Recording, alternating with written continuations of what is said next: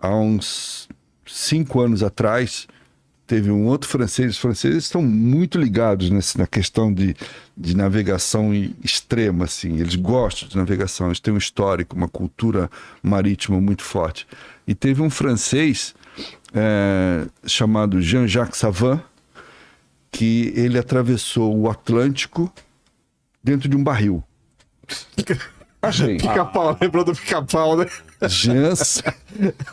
Um remo em um barril? Não, totalmente à deriva. Ele não tinha nenhum meio de propulsão. Ele não tinha motor, não tinha vela, não tinha nada. Era só um barril que ele construiu, obviamente, num barril de fibra de vidro, formato de um barril, grande o suficiente para ele ficar dentro do barril, inclusive em pé.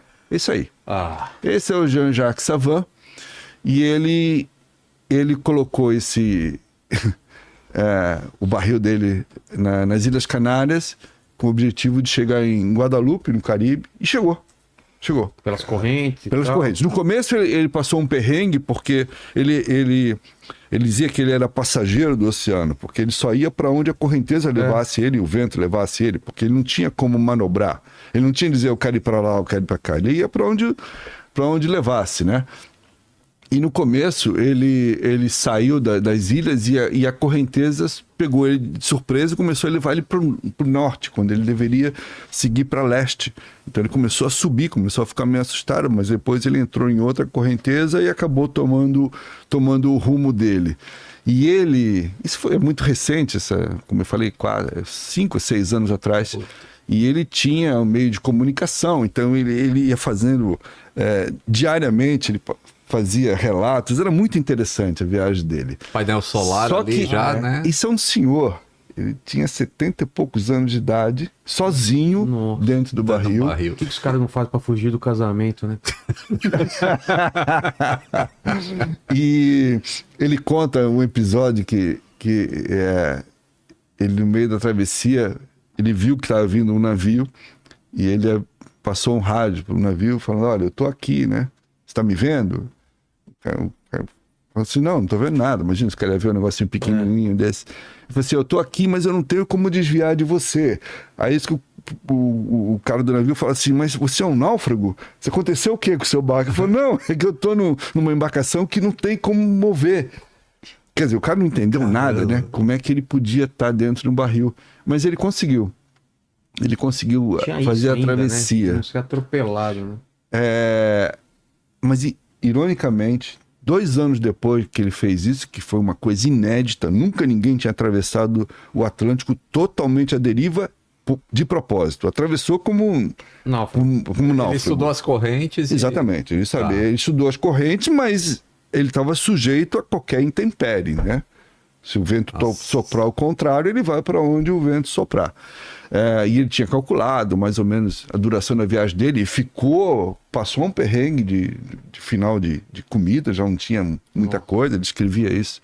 Mas 2 anos depois ele resolveu fazer de novo a travessia do Atlântico, só que com um barco a remo. Barco a remo, como mais ou menos fez o Amir, né, no passado. Hoje em dia já tem barcos a remo bem avançados de tecnologia, e ele morreu. Na travessia. E desapareceu. Putz. Desapareceu. Deve ter até a foto aí do barco dele virado de cabeça para baixo. E nunca se soube o que aconteceu com ele, mas o barco dele foi encontrado virado e ele sumiu. Mas assim, o cara fez história, né? Mas poderia ter acontecido com o Amir Klink também, com o caiaque dele também, de virar, ou era... O caiaque, o barco do Amir foi projetado para virar e desvirar sozinho, né? Sim. Esse era o barco que ele desapareceu. Velhinho, né? Possivelmente aconteceu alguma coisa muito estranha, porque o barco foi encontrado já de cabeça para baixo, sem ele. Quer dizer, ele foi levado pelo mar, mas nunca apareceu também. E ele acabou morrendo assim. Um dos enigmas aí. O que matou o cara que fez o negócio que até então todo mundo achava meio impossível, né? Você entrar à deriva e atravessar o oceano. Ele podia ter feito o mesmo esquema do Klink, né? Porque isso aqui foi depois do Klink. Isso foi depois. Então. Muito depois. Depois do Amir. Então, muito. O Amir já tinha planejado isso. Falou, se eu emborcar... É que o Amir fez uma outra rota, né? O Amir estava no Atlântico Sul, ele estava no Atlântico Norte, né? Será que é mais difícil?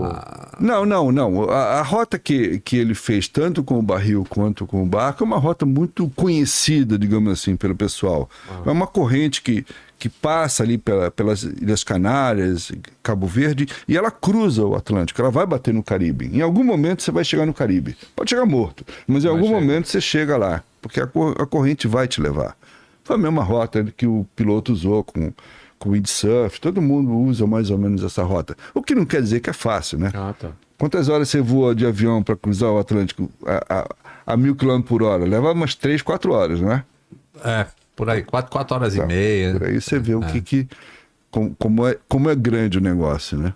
Então, não é dizer, é fácil. Não é fácil, não. Continua sendo difícil. O Atlântico Norte lá é um pouco mais rápido, né?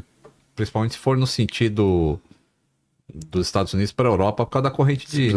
É curioso, né? Que o vento, ele é de oeste para leste. E a corrente é o contrário. Mas você tem a corrente do Golfo, por exemplo, que sai do Caribe, ela costeia a costa leste americana e ela converge na direção da Europa. Que é muito usada a corrente do Golfo então, para acelerar a travessia. O planeta também é um bagulho muito legal, viu, cara? É muito legal. Mas o que eu acho que tem essa relação muito do piloto com o mar é por isso, é pela navegação e pelo convívio, porque o cara quando tá fazendo um voo desse, ele passa muito tempo em cima d'água. Acho que ele deve ficar olhando e falar assim, pô, que dia eu vou atravessar esse negócio aqui? Quando eu fiz as travessias com Electra, lá pra África, eu via os navios mercantes embaixo, eu ficava olhando só pela janelinha, assim.